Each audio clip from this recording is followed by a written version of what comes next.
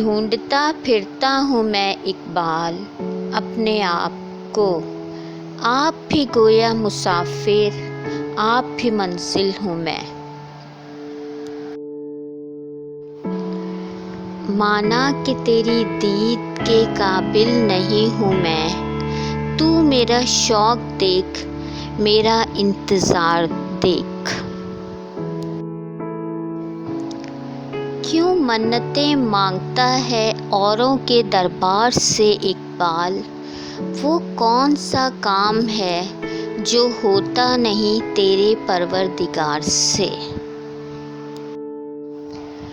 कौन ये कहता है खुदा नज़र नहीं आता, वो ही तो नज़र आता है जब कुछ नज़र नहीं आता। ना तू ज़मीन के लिए है ना आसमां के लिए, जहाँ है तेरे लिए तू नहीं जहाँ के लिए।